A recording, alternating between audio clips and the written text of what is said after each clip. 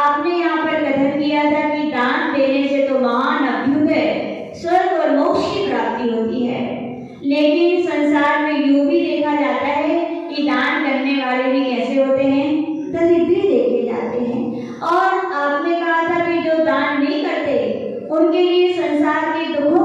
प्राप्ति होती है।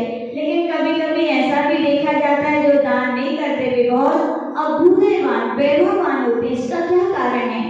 तो इस विषय के लिए आचार्य भगवान ने समाधान के तौर पर बहुत सुंदर व्याख्या यहाँ पर गणाचार्य गुरुदेव विराज सागर जी महाराज ने की थी। और वहाँ पर उन्होंने कहा था जो दान देता है वही दानी है। कौन है दानी? किसे कहते हैं? जो दान दे। और दान कैसा दे? स्वयं का कि पर का?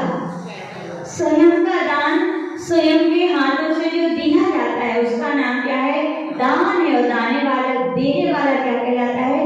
दानी कहलाता है। तो आचार्य लोग यहाँ कह रहे थे कि क्या कारण है कि दानी भी दरिद्र है। तो आचार्य भगवान ने यहाँ पर बहुत सुंदर समाधान दिया था। कहा था पूर्वो कार्य कर्मणाम फलम यावत कालम स्थिरम स्थितम, कि इसमें दान देने का कारण नहीं है कि दान देने से वो गरीब है।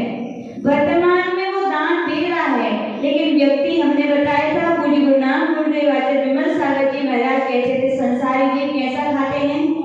भाषा खाते हैं। तो आचार्य भगवान कह रहे दान देने वाला भी आज गरीब है, आज दरिद्र है। तो दान देने से नहीं है, इससे पूर्व पार्जित जो उसने पाप कर्म संचित किए थे उसके फल से, यानी पहले समय में उसने दान नहीं दिया था, इसलिए वो क्या है? आज दरिद्र है। लेकिन आज पुण्य योग से, किस योग से? पुण्य योग से धन भले ही नहीं है, लेकिन क्या है? उसके पास धार्मिक भावनाएं हैं। क्या है? धन ही सब कुछ नहीं होता। धन तो मिलता है और बिछुड़ता है। पुण्य है तो मिल जाता है, पाप है तो चला जाता है, इसमें कोई बड़ी बात नहीं है। लेकिन जीवन में धार्मिक भावनाएं होना ये बहुत बड़े पुण्य की बात है। कहा जाता है सादृश्य पुण्य का, जब जिस जीव का उदय आता है तब उसके अंदर कैसी भावनाएं होती हैं? आत्म कल्याण की, धर्म की भावना, जिसके विषय में आचार्य कुंद समय सार में क्या कहा है? अपरुचि सम्मतम। क्या कहा था? बहुत अच्छी लाइन लगती है, सुनने में अच्छी लगती है ना? अपरुचि सम्मतम, आत्मा के प्रति जिसकी रुचि है ऐसा वो सम्यक दृष्टि जीव कहलाते हैं। और ऐसा सम्यक दृष्टि जीव के विषय में कहा गया कि पूर्व कर्म के उदय से वो दरिद्र है, लेकिन फिर भी सम्यक दृष्टि है ना, धर्म की भावनाओं से सहित है, तो वो क्या करता है? दान करेगा कि नहीं करेगा? नियम से करेगा। क्या करेगा? कहने पर करेगा नहीं। अपरुचि सम्मतम, काम पर करेगा। आत्मा का कल्याण होने वाला है तो किससे होगा? दान से ही होगा। और दान बहुत अच्छा शब्द है, हमने पहले भी बताया था। दान इस शब्द में पूज्य गुरुदेव कहते सारा धर्म, सारी धार्मिक क्रियाएं छिपी हुई हैं। तो किसमें छिपी हुई हैं? दान कह दिया तो पूजा भी समाहित है कि नहीं है अरुण अंकल? कैसे समाहित है? दान, पूजा करने आओगे तो आलस्य का त्याग करोगे सुबह से कि नहीं करोगे? दान किया कि नहीं किया? बेकार समय जो अपना इधर उधर लगाते, आप धार्मिक क्रियाओं में हैं तो उतने समय का दान किया कि नहीं किया? किया। आपने अच्छी अच्छी भगवान के दर्शन किए तो अपने उस समय को सदुपयोग में लगाया, उस समय का दान किया कि नहीं किया? किया। जी आंखें मिली हैं उनका सदुपयोग किया, यानी आंखों से देखा तो कुछ न कुछ दान किया। पूजन भी करते तो भव्य प्राणी है, सम्यक दृष्टि है, उनको पता है खाली हाथ आएंगे तो भरे हाथ आते हैं कि मंदिर खाली हाथ। जब मंदिर आते तो क्या लेके आते हैं? द्रव्य लेके आते हैं। भगवान की पूजा करते तो किसका दान किया? द्रव्य का दान किया। और द्रव्य कहाँ से आई? पैसे हुए ना, पैसे का दान हुआ, द्रव्य का दान। यानी कि आचार्य जी कहते हैं दान एक ऐसा शब्द है, पूजा ले लीजिए तो उसमें भी दान है। फिर देव पूजा, गुरु पार्टी, संयम, संयम का भी पालन करोगे, दान है कि नहीं? किस पे है? जीवों पर अगर दान करोगे तभी तो संयम का पालन होगा।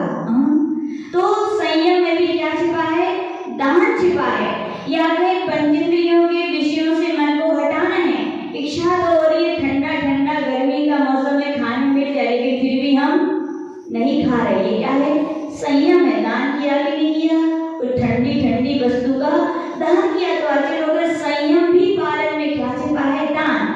देव पूजा, गुरु पार्टी, संयम, तप भी ले लीजिए। कौन कौन से तप? 6 अंतरंग तप, 6 बाहर तप। बाहर तप करते हो अनशन, त्याग हुआ कि नहीं हुआ? चारों प्रकार के आहार का त्याग, दान हुआ कि नहीं हुआ? हुआ। उन्होंने ले लीजिए। थोड़ा खाया, बाकी का आपने क्या किया, त्याग किया। तो आचार्य लोगों तप की भी साधना में क्या छिपा है, दान छिपा। और दान में तो दान है ही, यानी कि देव पूजा, गुरु पाठ, स्वाध्याय। स्वाध्याय में भी दान है कि नहीं है। स्वाध्याय का अर्थ आचार्य बोले स्व यानी आत्मा के, जहाँ से अध्याय, आत्मा के कल्याण का अध्याय जहाँ से शुरू हो जाता है उसका नाम क्या है, स्वाध्याय है। आचार्य बोलते हैं खाली पढ़ने पर रखने का नाम स्वाध्याय है क्या, तो बोले नहीं, जहाँ से आत्मा के कल्याण का अध्याय पाठ शुरू हो जाए उसका नाम क्या है, स्वाध्याय। आचार्य भगवान कह रहे स्वाध्याय करोगे, कौन कर पाएगा स्वाध्याय, जो फालतू समय का त्याग करेगा वही तो सांस उठा पाएगा। जो गप्पे सप्पे का त्याग करेगा वही तो स्वाध्याय के लिए सांस उठा पाएगा।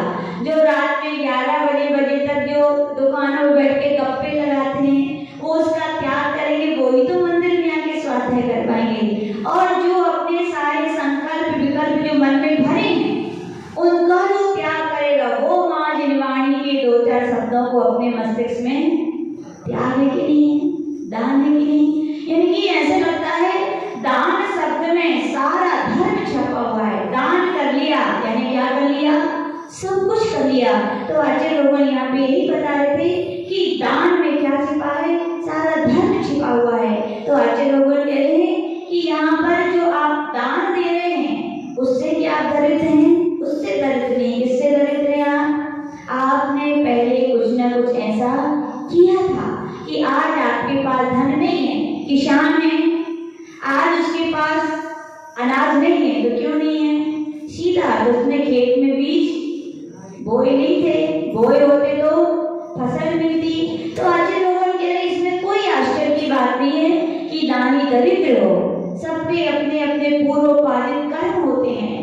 व्यक्ति स्थान छोड़ सकता है, व्यक्ति को छोड़ सकता है, परिवार को छोड़ सकता, शरीर भी छोड़ सकता है, लेकिन कौन नहीं छूटते उससे, कर्म नहीं छूटते। क्या नहीं छूटते, इस देह को भी परिवार वालों से छूटना पड़ता है।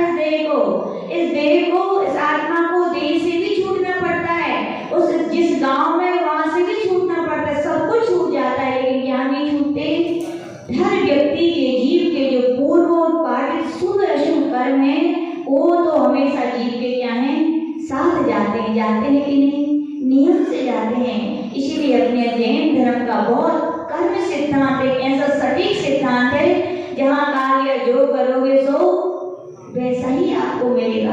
लोग घबराते नहीं, जीवन में दुख के दिन आते हैं तो इतने घबरा जाते हैं कि मरने की सोचने लगते हैं।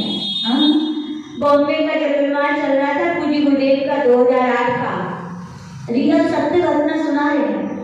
एक व्यक्ति आए भैया वृत्ति में आचार्य से बोले, आचार्य हमारे एक मित्र हैं बहुत परेशान हैं, आप उनके लिए समझा दीजिए। बोले क्या हो गया, बोले शेयर मार्केट में शेयर बहुत खरीद लिए थे और मार्केट क्या हो गया, डाउन हो, इतना डाउन हो गया कि उनके लिए सारा अपना दुकान भार सबको उनको ब्याज के रूप में देना पड़ा। अब उनके पास कुछ भी नहीं है। तो आचार्य ने कहा ले आना। आचार्य के पास वो लाए। ऐसे मित्र सही मित्र है कि नहीं, ये मित्र कहलाते हैं जो आपत्ति विपत्ति में कहाँ मान। याद रखना केवल आपत्ति विपत्ति में पैसा ही देने से सहायता नहीं होती, सही सम्यक दिशा, सम्यक विचार या सम्यक जहाँ से उसके लिए विचार जहाँ से मिलते हैं उस स्थान पर भी पहुँचा देना, ये सम्यक प्रकार से सहायता है कि नहीं। एक बार की और बीच की घटना सुना देते हैं।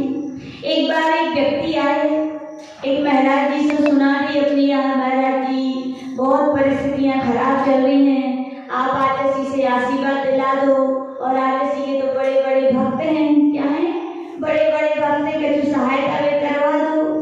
तो महाराज जी दयालु थे, बोले हाँ भक्तों की तो तरह सुनने ही पड़ते हैं। तो बोले ठीक है, वे आचार्य के पास ले गए और आचार्य को बहुत सारे लोग बैठे थे, बड़े बड़े लोग बैठे थे। तो आचार्य के सामने में बताया, आचार्य नमोस्तु, ये बड़े दुखियारे हैं, कछु नहीं है, जितना था वो सब कुछ चला गया, अब आपके लिए कुछ इनके लिए आशीर्वाद दे दो। क्या दे दो, आशीर्वाद दे दो, कछु आ जाए। तो आचार्य ने कहा ठीक है आशीर्वाद। तो बोले ऐसा नहीं, बोले ऐसा नहीं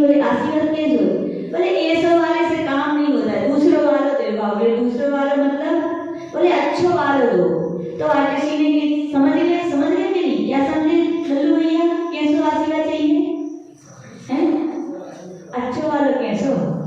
आरटीसी समझ गए, लेकिन आरटीसी ने कहा ठीक है, तुम गरीब हो, तुम दुखी हो, तुम्हारे घर खाने को नहीं है, एक काम करो, बोले दान करो। क्या करो?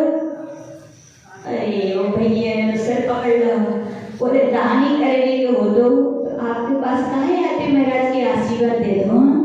वे महाराज को भी बड़ा खराब लगा, बताओ हम अपने भक्त को लेके आए कि महाराज आशीर्वाद दे देंगे, इतने बड़े बड़े आपके भक्त हैं, सेठ लोग, कछु सहायता करवा देंगे। महाराज ने क्या कहा?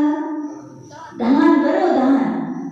सत्य कहा कि असत्य कहा? ठीक कहा कि नहीं कहा? जब ज्ञान नहीं होता तो यूं ही लगता है, बताओ महाराज तो मजाक उड़ा रहे, हंसियां कर रहे हैं, खाने को है नहीं, क्या कह रहे?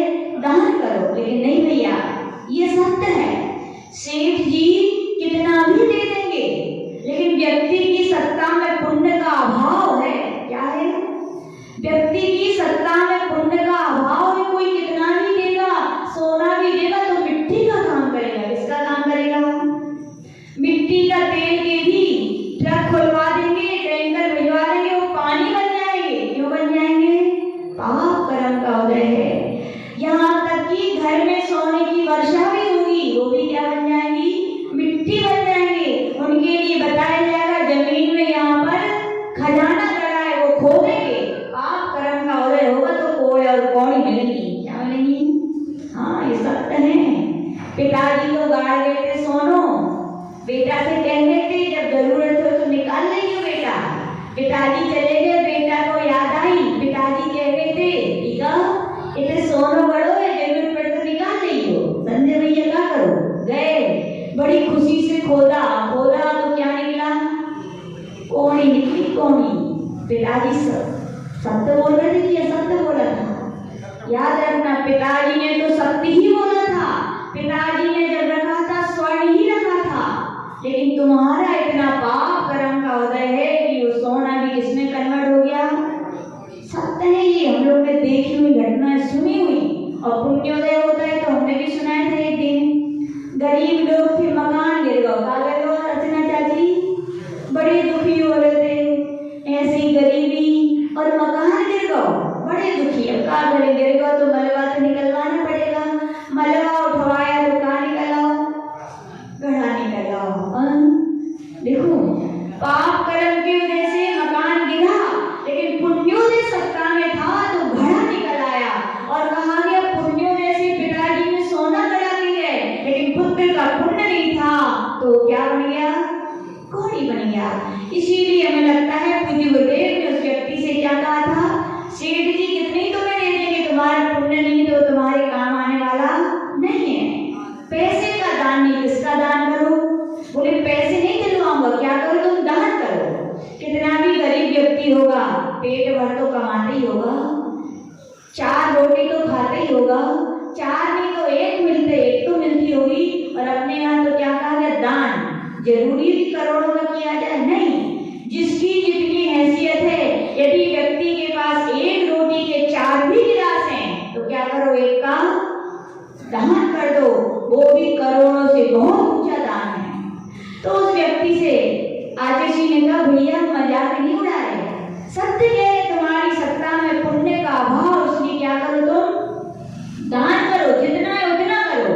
दान करने से ही तुम्हारी सत्ता में पुण्य आएगा, और पुण्य से तुम्हारे लिए बिना मांगे क्या मिलेगा? सब कुछ मिलता है। हाँ, ये सत्य है। सत्ता में यदि पुण्य है तो देखो, जो अपने भी नहीं होते वे भी पूछते हैं कि रास्ते में भोजन कर लो भैया, या कुछ सामान पर से उठाते नहीं बनता तो उठवा देते हैं, रास्ता नहीं पता रहता तो बता देते हैं। किससे मिले? पुण्य से कि पाप से? पुण्य कर्म होता है तो दुनिया आपके साथ, और पाप कर्म है अपने भी आपका अपना साथ छोड़ देते। छोड़ सकता है कि नहीं? तो आचार्य ने सही कही थी कि नहीं? उस गरीब व्यक्ति से क्या करो? दान करो। दान करोगे तो पुण्य आएगा, और पुण्य से तुम्हारी सारी क्या होगी? दुविधाएं नष्ट हो जाएंगी। तो कहानी सुना रहे थे उस शेयर मार्केट वाले की सत्य घटना कि उसका सही मित्र था, उसने क्या दी? सही शिक्षा दी कि नहीं दी? कि भैया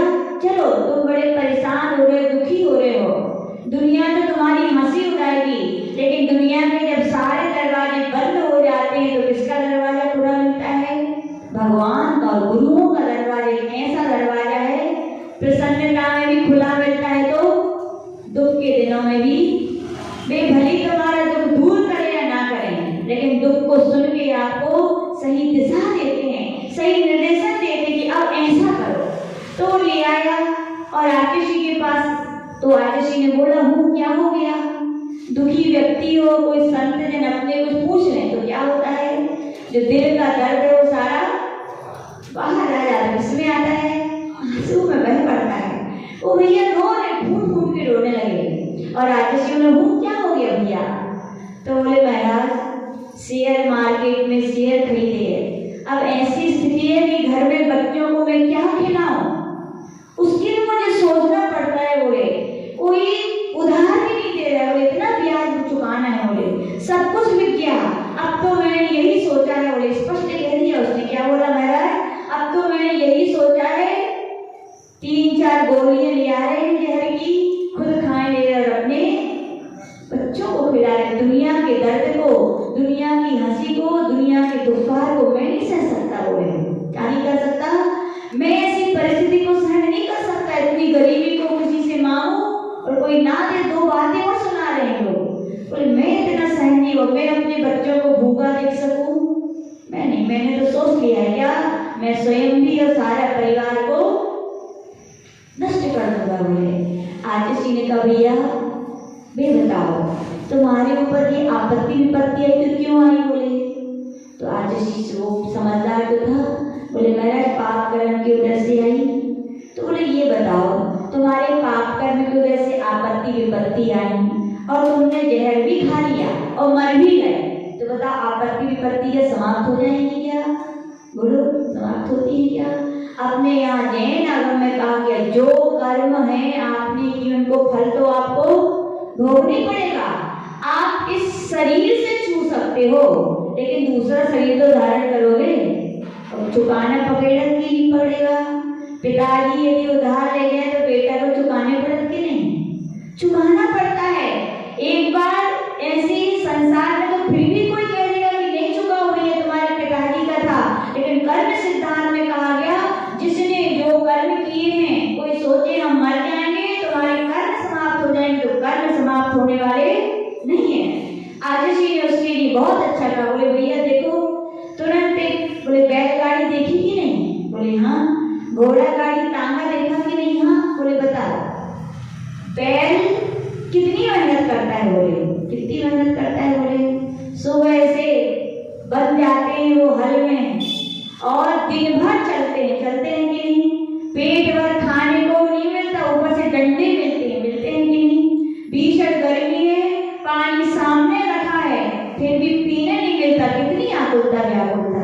और वो बैलगाड़ी वाला तो आराम से बैठा रहता है। हाँ कथे बस। घोड़ा गाड़ी तांगे को देख लो भैया, तांगा सुबह से शाम तक कितनी मेहनत करता है। तांगे वाला 1000 रुपए कमाता है, मान लो कितने कमाता है? 1000 रुपए। और घोड़े के लिए कितना खिलाता है? पेट भर भी नहीं खिलाता। क्यों नहीं खिला रहा है? घोड़ा इतनी मेहनत कर रहा है, उसका फल तांगे वाला क्यों भोग रहा है? उसका फल यानी पैसा का जो मुनाफा होना चाहिए घोड़े को क्यों नहीं मिल रहा है? बैल वाला इतना पैसा कमा रहा है, इतनी मेहनत बैल से करवा रहा है, क्यों करवा रहा है? बैल को करनी पड़ रही, क्यों करनी पड़ रही है? चुका रहा है वो। क्या चुका रहा है? कर्जा। पहले उसने पूर्व भाव में किसी न किसी प्रकार से कर्जा लिया था, तो क्या उसको चुकाना पड़ेगा। हमारे आचार्य जी हम लोग को भी शिक्षा देते हैं समय समय पर। बोले सुनो माता जी महाराज जी बन लो तो पे फूल मत दियो। बोले श्रावक आपके लिए आहार देता है, कैसे देता है? नवदा भक्ति पूर्वक। आलो भैया क्या बोलते हो आहार देने के पहले? मन शुद्धि, वचन शुद्धि, काय शुद्धि और रत्नात्रय की साधना के लिए माता जी आहार ग्रहण कीजिए। ऐसे ही खून पसीना करके पैसा नहीं कमाओ है, बड़ी मेहनत से कमाया है। और हम दान इसलिए कर रहे हैं ताकि आप रत्नात्रय की साधना करें। तो आचार्य जी समझाते हैं कि श्रावक खून पसीना एक करके वो अमूल्य धन को आपके आहार दान में रत्नात्रय की साधना के लिए दे रहा है। यदि रत्नात्रय की साधना नहीं की, यानी कि सोने में, गप्पे सप में, फालतू में कर्जा चुकाना पड़ेगा, उधर तुम्हें भी बैल और घोड़ा होना पड़ेगा। ये मत सोचो कि माता जी महाराज बन गए तो कुछ नहीं होना, चुकाना पड़ेगा। कर्जा लिया है तो चुकाना पड़ेगा। तो आज शिष्य समझा रहे थे, भैया मरने से कष्ट दूर होने क्या, मरने तो कोई कष्ट दूर करने का उपाय है क्या?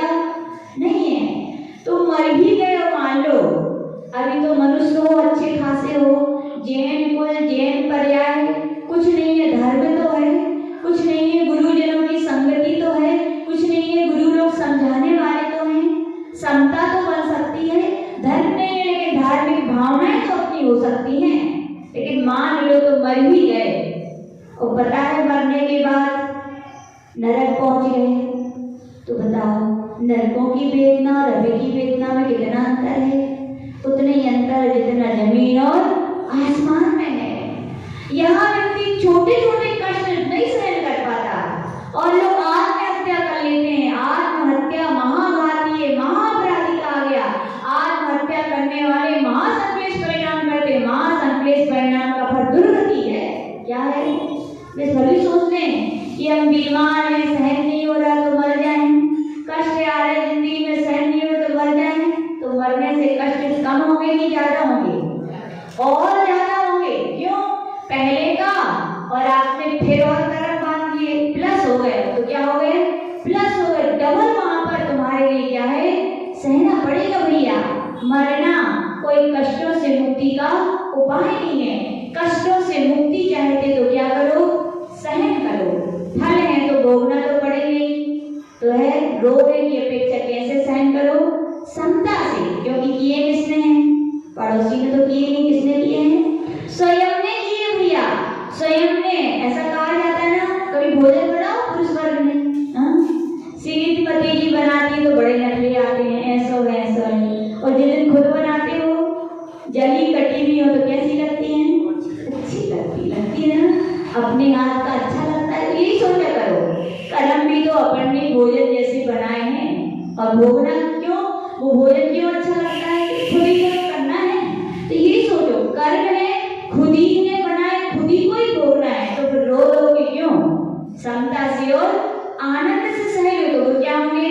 कट जाएंगे। और नहीं सहोगे तो क्या होंगे? वो बंध जाएंगे। तो आचार्य जी ने उसके लिए इतना सुंदर समझाया कि भैया कष्टों से मुक्ति का उपाय मर नहीं है। कष्टों से मुक्ति का उपाय है कि उन समय में क्या रखो? समता धारण करो। क्या करना चाहिए? समता। और महिलाएं या पुरुष बार बार कहते हैं, कछु होता है तो क्या कहते हैं? सोना भी मर जाते तो अच्छा रहता है ना, बड़ा सरल है।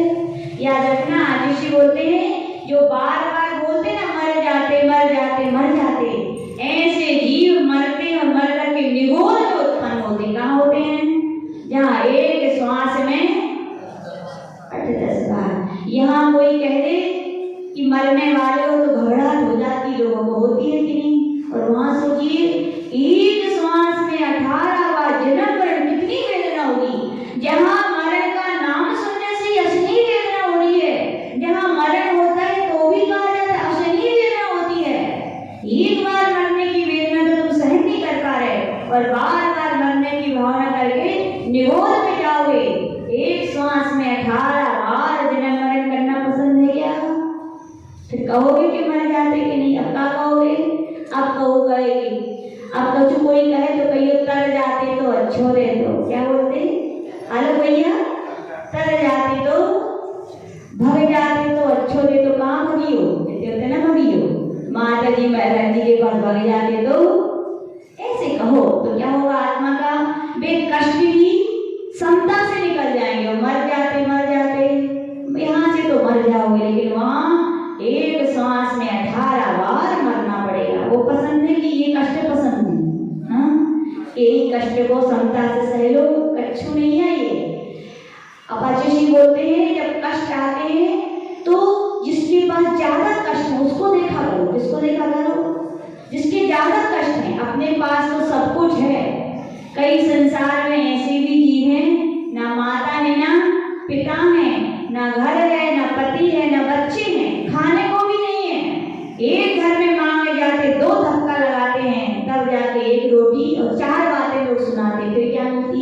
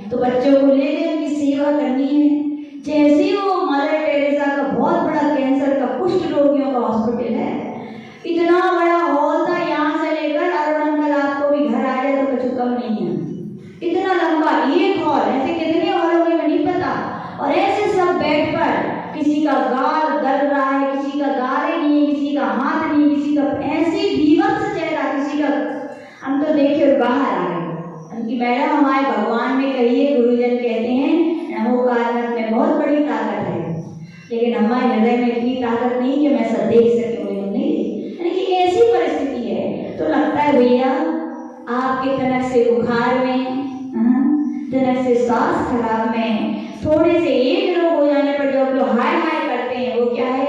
उनकी अपेक्षा कम है कि ज्यादा है?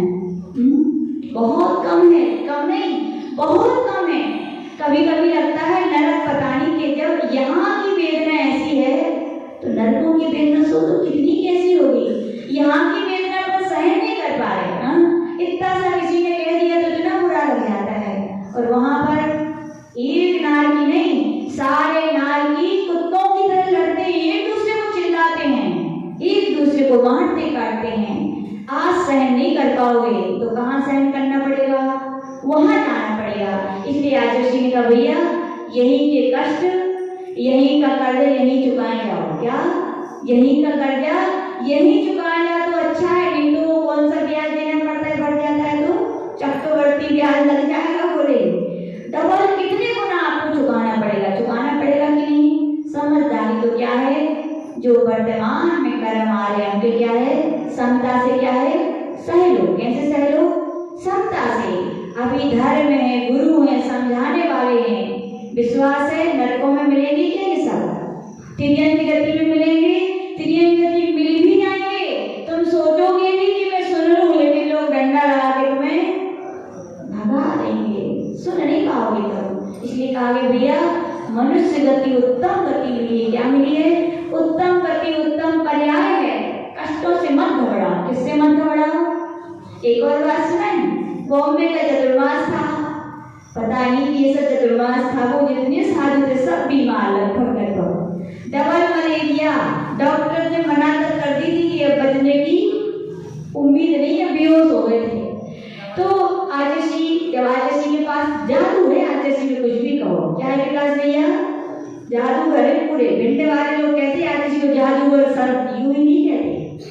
हम रियल घटना सुना रहे हैं कि हम लोग को बुखार आता था, 3 1 2 नहीं 4 5 मातरी एक साथ बुखार आता था सीधा, 102 103 104 105 और 6 और 7 में तो बेहोश ही हो जाते, इतना बुखार। डॉक्टर बोलते थे पता नहीं बचने की उम्मीद नहीं है। तो हम लोग घबराहट होती थी जब बुखार आता था, तो हम लोग क्या ये बोलते थे आचार्य के दर्शन करा दो तो ठीक हो जाएगा। तो आचार्य को माता जी को बताती थी कि आचार्य माता जी को इतना बुखार है। आचार्य बोलते हैं ऐसा हो नहीं सकता। बोले तुम लोग से नापते नहीं आता बुखार। क्या बोलते थे? तुमसे बुखार नापते नहीं आता। बोले नहीं वो अच्छे से नापो। बोले एक बार और नाप किया, फिर नापा तो कितना आया? उतना ही 103 से। बोले अरे तुम लोग थर्मामीटर खराब हुई है। बोले क्या? बोले थर्मामीटर खराब हुई है। बोले नहीं 9 लाए हैं आचार्य। बोल वही वाला बटन वाला नहीं, उसमें तो गड़बड़ हो जाती, वो नाप झटकाने वाला है। बोले बिल्कुल सही नापा है। बोले ऐसा हो ही नहीं सकता। तो आचार्य बोले एक काम करो, चलो मेरे पास लाओ माता जी, माँ सामने नापो। बोले बुखार। और पता नहीं क्या जादू है, 5 मिनट पहले उसी हॉल में दूसरे कमरे में रहते हैं तो 104 105 बुखार, और आचार्य के पास पहुंचते तो थर्मामीटर भी बड़ो समझदार है। वो आचार्य की बड़ी बात केवल 101 आचार्य देखो हमने कही थी तो उसे नाप तो नहीं बना। अरे मन प्रसन्न हो जा और आचार्य चलो जाओ आराम करना। और जैसे कमरे में आते तो फिर क्या होता है? फिर बुखार लगाना। ये गुरुओं की पुण्य वर्णनाओं का काम रहता है। पुण्य आत्मा जी की पुण्य वर्णनाएं भी बड़े बड़े कष्टों को नष्ट करती हैं। तो आचार्य जी कह रहे थे कि आचार्य हम लोग पूछते थे कभी कभी, बोले माता जी स्वास्थ्य कैसा है? तो हम लोग को सिखाया जाता है जब दीक्षा होती है दुनिया को अपना रोना नहीं रोना चाहिए, दुनिया को अपने कष्ट नहीं सुना चाहिए। दुनिया कष्ट सुन करके कष्ट दूर नहीं करती, हंसी उड़ाती। क्या उड़ाती है? बताओ माता जी बन गई दहलाती नहीं है, दूसरों को तो प्रवचन करती। तो आज होते नहीं, किसी के लिए अपना बीमारी किसी को नहीं सुनाना, और सुनाने पड़े तो किसको सुनाना चाहिए? केवल अपने गुरु। गुरु गुरु है, वे आपकी हर गलती हर पीड़ा को पी सकते हैं। उनका आप परिश्रामी नाम का गुण है, लेकिन भक्तों का ये गुण नहीं है। भक्त तो भक्त हैं, बन गई सो जय जय और नहीं बनी सो पता। सबको ऐसे कह रहे थे, वे ऐसे कह रहे थे। तो अरे सिखाते हुए सबसे नहीं कहना चाहिए। हम लोग भी वही आदत पड़ी, कभी किसी से किसी ने पूछा ठीक हो, बोले बहुत बढ़िया है, गुरुदेव की कृपा है। क्या है? बोले बहुत बढ़िया है। तो एक दिन आचार्य ने पूछा माता जी स्वास्थ्य ठीक है? तो बड़ा उनकी आचार्य ने कही थी सबको तो बता दे, नहीं बता, लेकिन गुरु को तो बता सकते हैं। तो हमने कह दिया आचार्य सही बताए, तो दर्द तो बहुत है। हमने सुना दी अपनी पूरी रामायण। फिर आचार्य देखो बिल्कुल चेंज हो गए एकदम। अबे तो बड़ो बात सर बोले है मात, बोले सुनो माता जी, बोले अपन मोक्ष मार्ग पर बढ़े हैं। कहाँ बढ़े हैं? मोक्ष मार्ग। मोक्ष मार्ग पे क्यों बढ़े हैं? मोक्ष को पाने, मोक्ष यानी अनंत सुख की प्राप्ति के लिए बढ़े। किसके लिए बढ़े हैं? अनंत सुख की। और अनंत सुख सस्ता है क्या? आम व्यक्ति खून पसीना एक करता है तो 2-4 रुपये आते हैं, सस्ता नहीं है। तो मोक्ष और अनंत सुख। बोले अनंत कष्टों को सहने की तुम्हें क्षमता लानी पड़ेगी, तब तुम्हारे लिए अनंत सुख की प्राप्ति हुई। नो पेन नो गेन, बिना कष्ट के सुख। बोले दुखों से कभी मत घबराओ। क्या बोले?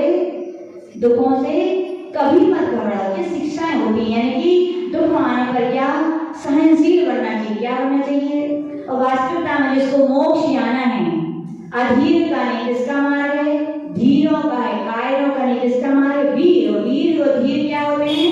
सहनशील और धैर्यशाली जो लोग होते हैं, उनके बड़े बड़े कष्ट भी आचार्य बोलते हैं राई के बराबर जैसे निकल जाते हैं। और जिनके अंदर वैराग नहीं होता, धीरता नहीं होती, वीरता नहीं होती, उनके लिए छोटे छोटे कष्ट भी पहाड़ से लगते। क्या लगते हैं? तो आचार्य जी ने व्यक्ति के लिए समझाया कि भैया कष्टों का निपटने के लिए मरना ये कोई उपाय नहीं है।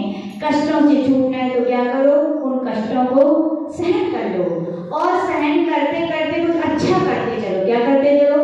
कुछ ऐसा अच्छा करते चलो कि पहले वाला तो हिसाब चुकता होता जाए, लेकिन आगे के बैंक में बैलेंस डलता भी जाए। क्या डलता जाए?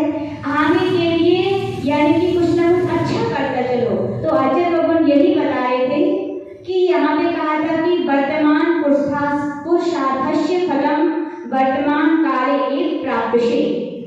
कभी कभी ऐसा भी होता है कि वर्तमान में जब अपन अच्छे काम करते तो फल उसका अपन के लिए तुरंत मिलता है कि नहीं मिलता? मिलता कि नहीं मिलता है? अपन बीमार थे और अपन ने क्या किया? मंदिर आना बंद कर दिया है ना। समझदारी की ना समझदारी? बड़े समझदार है ना चक्र जी। बुखार चलो है, अब मंदिर ना जाए लेकिन दुकान की चाबी लेके गद्दी पे तो बैठे, वो किनारे ताकत है, वो मंदिर आ गई। समझदारी की ना समझदारी? पाप कर्म की वजह से आप बीमार हुए और आपने छोड़ा तो क्या छोड़ा? पुण्य छोड़ा और पाप नहीं छोड़ा। छोड़ना क्या था? जब कष्ट आते, विपत्ति आते, घर में ज्यादा करना चाहिए कि नहीं करना चाहिए? ज्यादा करना चाहिए। और व्यक्ति ऐसे पाप कर्म के उदय में पूजा करता है, पाठ करता है, तो कहा गया जिनेन्द्र भगवान के दर्शन में, पूजन में, आराधना में इतनी ताकत है कि पाप कर्म भी पुण्य में कन्वर्ट हो जाते हैं कि नहीं? कभी कभी एहसास आपने किया होगा, बुखार चढ़ाओ लेकिन फिर भी आपने सोचे हमारा तो नियम है, कुछ भी हो कहाँ जाएंगे? कहाँ जाए? मंदिर जाएंगे। क्या करेंगे? अभिषेक करेंगे। बताओ पुण्य कर्म बढ़ा कि नहीं बढ़ा? बढ़ा। पाप कर्म घटा कि नहीं घटा? घटा। आप घर में रहते तो परे रहते और चिल्लाते और पता नहीं कितने कितने कैसे कैसे विचार करते, लेकिन आपने उसको छोड़ करके मंदिर आ गए। वे बुरे विचार भी छूटे और वो पाप कर्म भी घटा। और पाप कर्म दूर हुआ तो हुआ, उसमें कन्वर्ट हो गया, पुण्य में कन्वर्ट हो गया। फिर आपसे पूछो काय भैया तबीयत कैसी है, तो क्या बोलते हो? भगवान के दर्शन करके अब अच्छा लग रहा है। कैसे लग रहा है? यही अच्छा लगना क्या है? वर्तमान तुम्हें किया हुआ आपके लिए वर्तमान में फल मिला कि नहीं मिला?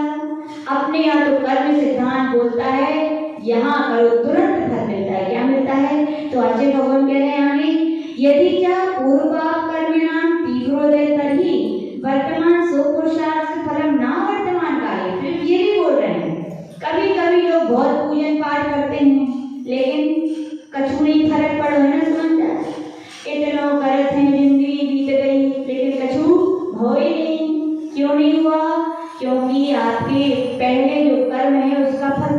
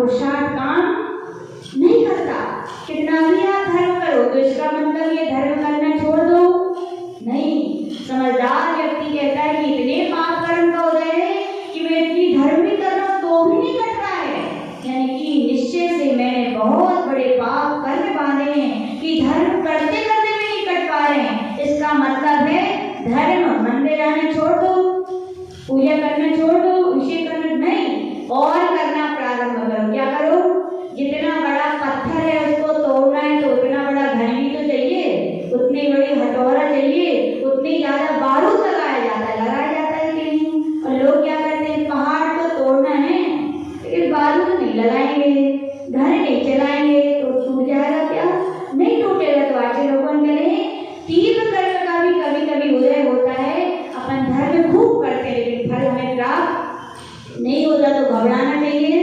नहीं घबराना चाहिए। श्रद्धा रखनी चाहिए कि हमने पहले पाप कर्म ज्यादा किए थे, तो अब हम क्या करेंगे? धर्म कर्म भी ज्यादा करेंगे, तो नियम से वो पत्थर हमारा क्या होगा? कर्म का टूट जाएगा। कहते फिर भी अब तो भावनी काले प्राप्त से, बोले चिंता मत करो भैया, वर्तमान का फल तुम्हें तीव्र पाप के कर्म की वजह से नहीं मिल रहा है, लेकिन आपका बेकार जाएगा क्या किया हुआ? नहीं जाएगा। क्या मिलेगा आपको? भावनी काले। देर हो सकती है लेकिन अंधेर नहीं है, अभी नहीं मिल रहा है, लेकिन नियम से आपके लिए भविष्य में वो फल क्या है? आपको अच्छा कर रहे तो क्या मिलेगा? अच्छे में। लोग घबरा जाते हैं, बड़े घबराते हैं, हमने तो सबके संगे तो अच्छो करो, जब देखो सबकी सहायता करिए हमारे संगे, ऐसो होते। घबरा मत भैया, पहले आपने किया था इसलिए आज ऐसा हो रहा है, लेकिन आज अच्छा करना। लोग बोलते हम भी नहीं करेंगे, जो उल्टी गंगा हो गई। तुमने पहले नहीं किया था तो आज कोई सहायक नहीं है, तुम आज सहायक नहीं बनो तो आगे मिलेंगे क्या? नहीं। अब पहले नहीं किया, आज हमारा कोई सहायक नहीं, लेकिन हम क्या करेंगे? सबकी फिर भी मदद करेंगे, हम फिर भी किसकी? हम सबके बारे में अच्छा सोचेंगे। अच्छा आज सोचोगे तो फल किसको मिलेगा? आपको मिलेगा। और कब मिलेगा? विश्वास रखो, बीज बोए तो फल जरूर मिलेंगे। आगे कह रहे हैं श्रूयते च मानतोम्य मैना सुंदरी प्रवृत्तिनां पूर्व पाप कर्मणां मंद्योदय वर्तमान पुरुषार्थ बलेन पूर्व पाप प्रकृति अपि पुण्य प्रकृति रूपेण संक्रांता अभवत्। कितनी सुंदर उदाहरण दे दिया भगवान ने कि मैं ऐसे नहीं कह रहा हूँ, मैंने साक्षात पुराणों में पढ़ा है। आचार्य मानतुंग की कहानी सुनी कि नहीं? मानतुंग आचार्य महाराज जेल में डाला, पुण्य कर्म से कि पाप कर्म से? पाप कर्म था, कहीं ना कहीं था कि था, फिर भी हमने क्या किया? हाय हाय किया, रोए क्या? याचना की छुड़वा दो? नहीं, उनने यही सोचा पाप कर्म का उदय है। ना राजा भोज ने मुझे जेल में डाला है, ना कालिदास कवि ने, मेरे ही पाप का कुछ कार्य उदय ऐसा है कि ऐसा हुआ। उन्होंने क्या किया था? आदिनाथ भगवान ने क्या की? स्तुति की। और किसकी रचना की? किसकी? भक्तांबर नहीं, भक्तामर। शुद्ध सीखने पर लोग बोला क्या है? भक्तामर। भक्तांबर बोलोगे तो दो माँ आ जाएंगे, माँ कितना है? तो क्या है? भक्तामर स्त्रोत की रचना की। सारे ताले क्या हो गए? अपने आप पाप कर्म पुण्य में बदला कि नहीं? कैसे बदला? धर्म करने से। क्यों? क्योंकि मंदोदय था। क्या था? मंदोदय जब जीव का रहता है तो थोड़े भी अच्छे काम करते हैं तो वो तुरंत फल देते हैं। दूसरा उदाहरण मैना सुंदरी, श्रीपाल को कुष्ठ रोग हो गया था और मैना सुंदरी का उनसे विवाह कर दिया गया। आज की बिटियां हुए तो सुने हैं मम्मी पापा को, और मम्मी पापा को का सब दुनिया को सुने, ऐसे पापा, ऐसे मम्मी, ऐसे से बांधकर दही नहीं करी, पता नहीं कौन जन्म को बैर भाव निभाला हुए जन्म में। नहीं भैया, हे बेटियों ध्यान रखना, तुम्हारे पति मिलने में पिता निमित्त हो सकते हैं, घर वाले निमित्त हो सकते हैं, लेकिन तुमने जैसे कर्म किए थे इसलिए तुम्हें पति ऐसा मिला है। माता पिता ने तो संयोग मिलाया बस खाली, बाकी तुम्हारे कर्म ऐसे थे कि तुम्हें इसमें माता पिता की किसी का दोष है क्या? किसका दोष है? मैं न सुनी समझदार थी, ना पिता को दोष दिया ना श्रीपाल को, ऐसे मिले। बताओ, इनने पाप कर्म करे होंगे खूब तो इनको कुछ नहीं। उसने ये नहीं सोचा कि श्रीपाल ने पाप कर्म, उसने ये मेरे पाप कर्म का उदय कि मुझे ऐसे पति मिले। किसके लिए? ऐसे पति मिले। उसने कहा जब मेरे पाप कर्म का उदय है तो काटेगा कौन इसके लिए? मैं ही काटूंगी। पाप कर्म करके यदि मैंने कर्म बांधे हैं तो मुझ में इतनी ही ताकत है कि मैं पुण्य कर्म करके इन पाप कर्मों को भी काट सकती हूँ। मंद्योदय था। क्या था? मंद्योदय उदय आया, सिद्ध चक्र का विधान किया, पाठ किया, गंधोदक लगाया, क्या हो गया? पर कोई अबे हो जाए किसी कुष्ठ रोग लगा लो गंधोदक, हो जाएगी? क्यों नहीं होगा? हो भी सकता है। पुण्य कर्म होगा तो गंधोदक में ताकत है कि वो ठीक कर देगा, लेकिन पुण्य कर्म नहीं होगा तो अब तो गंधोदक को मत दइयो, क्या इनने लगाओ तो ठीक हो और हमने लगाओ गंदोदर भी राग द्वेष करते हैं। कहो गंदोदर ने राग द्वेष किया? नहीं किया ना। तो ऐसे जैसी लगाया करो, गुरुओं ने उनको आशीर्वाद दे दो और हमारे लाल से कुछ नहीं दो। किसकी कमी? गुरुओं की कमी। और क्षेत्र को इतना उद्धार करवा होते को कुछ नहीं करो, किसकी कमी? किसकी? कर्म सिद्धांत लगाना चाहिए भैया। यूं ही लील जीव तरुआ से नहीं पकड़नी है। महान संत महान लोगों के ऊपर ऐसा बोल के अपार कर्म का बंधन नहीं मानना चाहिए। बोलना तो लगे, मन में सोचना भी नहीं चाहिए कभी ऐसा। किसका है? गंदोदर ने राग द्वेष किया क्या? किसका है? व्यक्ति का स्वयं का। जैसा भैया उपादान रहता है, निमित्त वैसे मिलते हैं। क्या मिलते हैं? इसमें किसी दूसरे का दोष नहीं है। संत यंत्र सूर्य की तरह होते हैं, आशीर्वाद देते हैं। किसी के घर में अब बोले दो मित्र थे, बोले ए भैया सूरज निकला? बोले हाँ। बोले हमारे घर में तो इतना प्रकाश आओ और तुम्हारा घर देखो इतना बड़ा प्रकाश आओ। अब सूरज को दोष क्या? किसका दोष? तुम्हें इतना बड़ा प्रकाश चाहिए तो तुम अपना घर भी कितना बड़ा बना लो। अब घर इतना सा और प्रकाश इतना चाहिए, झोली इतनी सी और धन इतना चाहिए, तो आएगा क्या? अपनी क्या करो? झोली बड़ी करो, अपना सत्ता में पुण्य इतना बड़ा करो कि आपके लिए भी भरपूर मिले। समझ में आ रहा है ना? तो अच्छा मेहनत सुनने की बात चली है। मेहनत सुनने ने ना श्रीपाल को दोषी कहा, ना अपने पिता को। किसको कहा? मेरे ही ऐसे कुछ पाप कर्म का उदय है। और गंदोदर सिद्ध चक्र विधान किया, गंदोदर छिड़का तो क्या हो गया?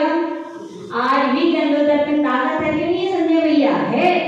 और हम लोग ने देखा है अजमेर चतुर्मास में रोज आदित्य का चतुर्मास में पाद प्रक्षालन होता है पैरों का, और वो पाद प्रक्षालन सब लोग लगाते हैं और लास्ट में थाली पीछे चली जाती थी। पीछे यानी कहाँ?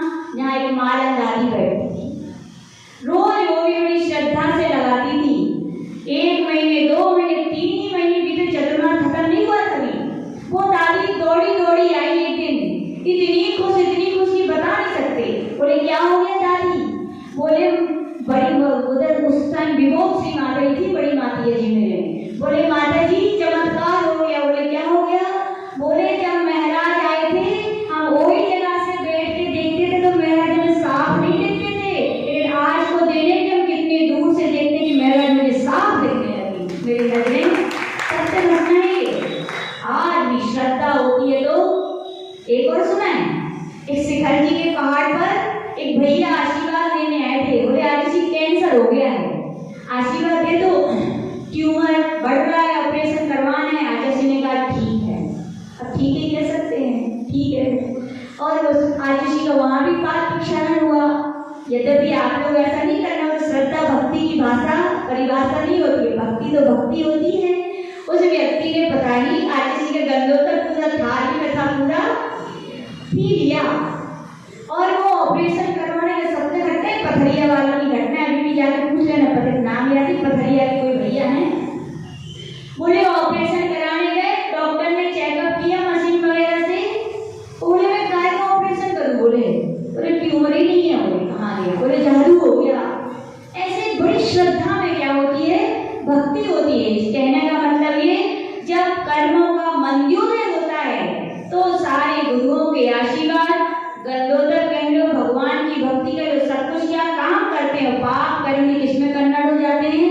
पुण्य कर्म में कन्वर्ट हो जाते हैं। और यदि पाप कर्म तीव्र हो तो क्या होता है? कुछ काम 4 व्यक्ति हैं, 4 को एक साथ आशीर्वाद दिया, 3 के काम बन गए, 1 के नहीं बने, तो किसकी गलती? महाराज की का?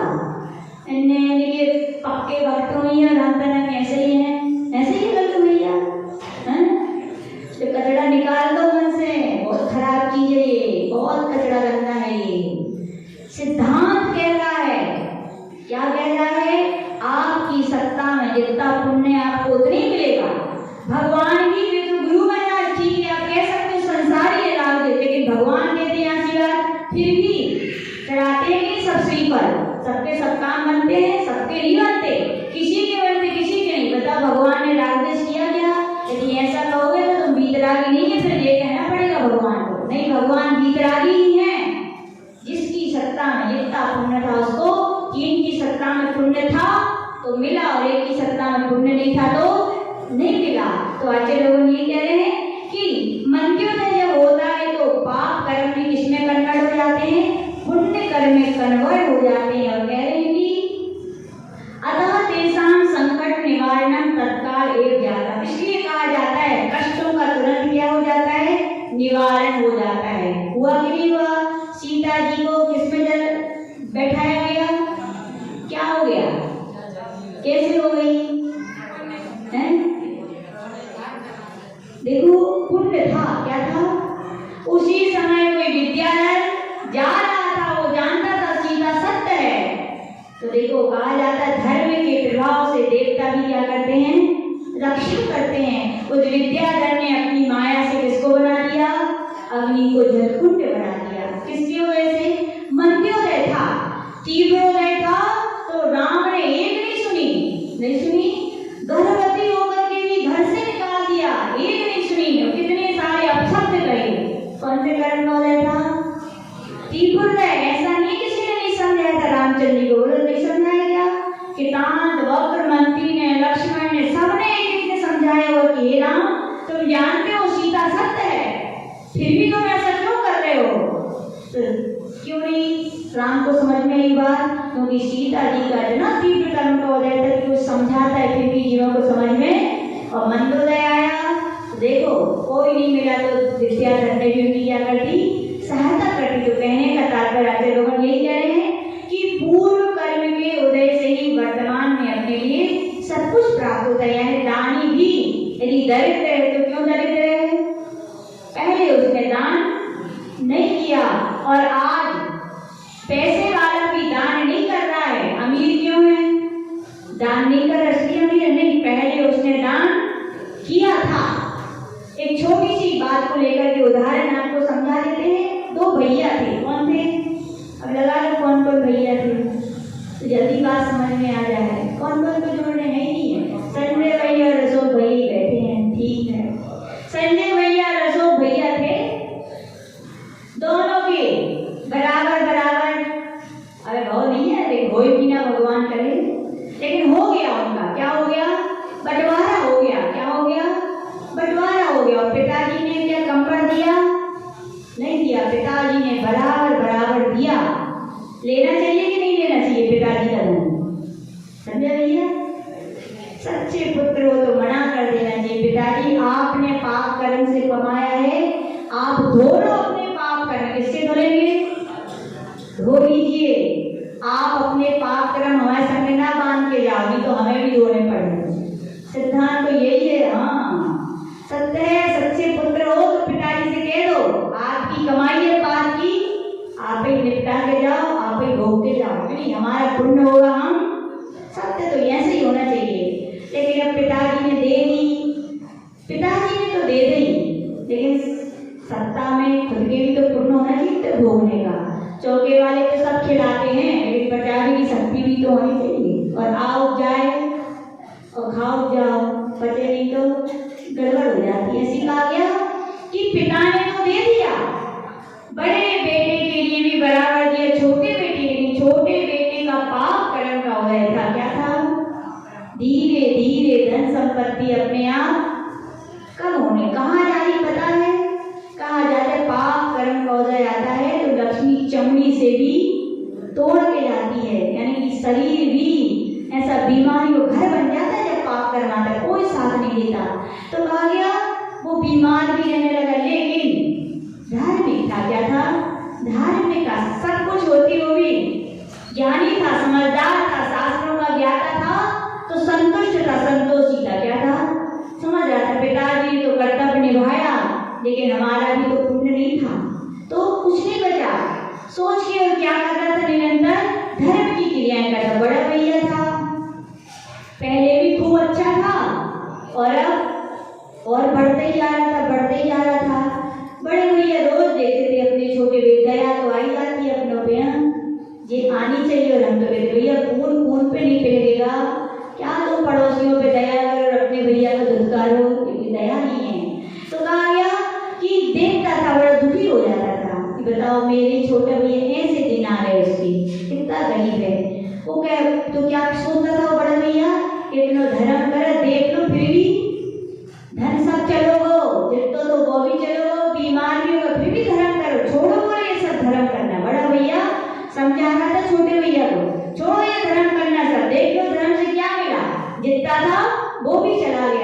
छोटा भैया क्या, नहीं भैया ऐसा नहीं है, खूब समझाते, लेकिन बड़े भैया को समझ में नहीं आती थी। क्या किया जाए।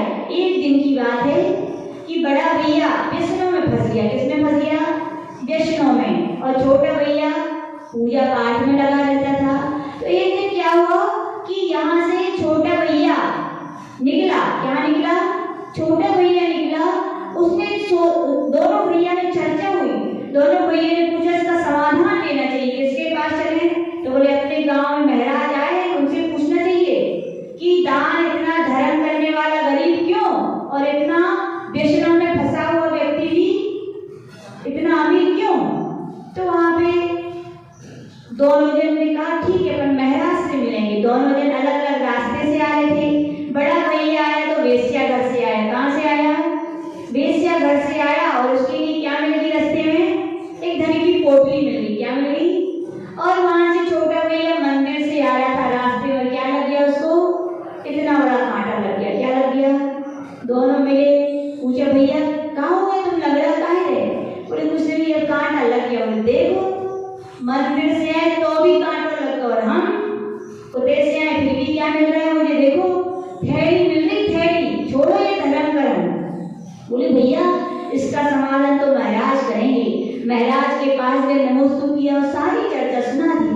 महाराज से पूछा महाराज ऐसा क्यों, मैं इतना धार्मिक होकर के भी इतना गरीब क्यों, और इतना अधार्मिक होकर के भी अमीर क्यों। तो महाराज ने भी वही कहा जो पूज्य गुरुदेव ने कहा। क्या, पूर्वोपार्जित कर्म से उसने पहले दान नहीं किया था इसलिए आज गरीब है, उसने पहले दान किया था तो आज अमीर है।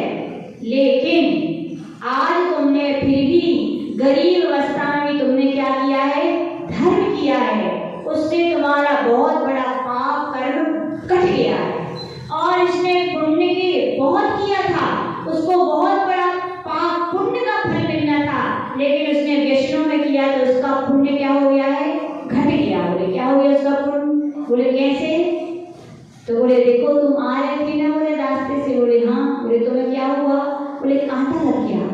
बोले यदि तुम धर्म नहीं करते ना तो आज तुम्हारा नियोग था मरण का। बोले क्या बोले मुनि महाराज, आज तुम्हारा नियोग था मरण का। इतना तुम्हारे पाप कर्म का तीव्र में था कि जिस पत्थर पर तुम रोज पैर रख के आते थे, आज तुम्हें कांटा लग गया था तो तुमने उस पत्थर पर पैर नहीं रखा, और कांटा नहीं लगता तो तुम उस पत्थर पर पैर रखते और पत्थर के नीचे जाके देखना इतना बड़ा काला नाग बैठा है, और तुम पत्थर पर पैर रखते तो क्या करता नाग तुम्हें, तुम्हारा क्या था, मृत्यु का योग था। और बड़े भैया से कहा तुम्हारा इतना पुण्योदय था, इतना पुण्योदय था आज कि तुम्हारे लिए इस देश इस राज्य का राजा बनना था। क्या बनना था, राजा। क्या बनना था। बोले कैसे। बोले जाओ घर पता लगाओ, थोड़े दिन पहले अमुक देश का राजा देहांत हो गया है, उसके कोई पुत्र नहीं था, संतान नहीं था। वहां पर ये निर्णय लिया गया था कि राजमहल का जो मुख्य हाथी है वो जिसके गले में जाके माला पहना देगा वो क्या बनेगा यहाँ का। तुम्हारे घर को कौन पहुंचा, हाथी। थोड़ी देर नहीं, 1 घंटा 2 घंटा 3 घंटे तक खड़ा रहा, लेकिन तुम कहाँ थे, वेश्यागृह में थे। तो तुम्हें राजा बनना था, तुम्हारा पुण्य कितना लगेगा, केवल थैली में। कितना लगेगा, थैली में। और उसके लिए सांप काटने वाला था तो किसने काट पाए, केवल कांटे में रहेगा। किसकी महिमा है ये, धर्म और अधर्म की। पाप कर्म में भी धर्म करते हैं तो क्या होता है, पाप कर्म करते हैं भैया, और पुण्य कर्म में धर्म नहीं करते तो पुण्य कर्म भी करता है, पाप कर्म बढ़ता है। तो समझ में आई बात, क्या समझ में आई कि जैसा अपन ने किया है वैसे ही अपने लिए मिलता है। और आज यदि हम दुखी हैं, दरिद्र हैं, तो क्या रखो, दुखी मत हो, क्या रखो, समता परिणाम रखो, समता से सहो। क्या करते चलो, क्या करते चलो, धर्म के कार्य करते चलो। पहले किया था आज नहीं मिलता, लेकिन आज तो कर लो कि अगले जन्म में अपने लिए इसकी प्राप्ति हो। तो यही कह रहे एवं हे भक्त सत्पात्र दाने फले निशंक श्रद्धानम कार्यम। यहाँ पे आचार्य महाराज कह रहे हैं कि सत्पात्र दान के फल में निशंक श्रद्धा रखो। ये मत सोचो कि दानी कर भी गरीब है, दान देने से कोई गरीब नहीं है। किससे गरीब है वो, पहले के पाप कर्म की वजह से।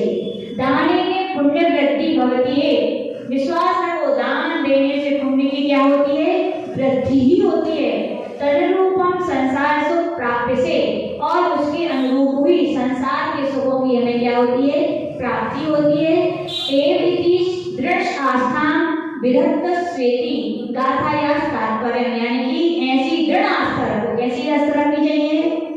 दृढ़। जो दृढ़ आस्थावान होते भैया वे ही कर्मों के दृढ़ बंधन को छोड़ पाएंगे। जिनकी आस्थाएं कमजोर होती हैं वे कभी भी कर्मों के दृढ़ बंधन को तोड़ पाएंगे क्या? नहीं तोड़ पाएंगे। तो आचार्य भगवान यही कह रहे हैं कि धर्म पर, धर्म की क्रियाओं पर दृढ़ आस्था रखें। जो आज हमें प्राप्त हो रहा है वो धर्म का फल नहीं, किसका फल है? पहले के पाप का कर्म का फल है। तो आज उनको समता से सहते चलो। क्या करते चलो? साथ में धर्म करते चलो। धर्म करते चलोगे तो अगले जन्म में आपके लिए सुख की प्राप्ति होगी। जय बोले परम पूज्य आचार्य गुरुदेव जी, विराट सागर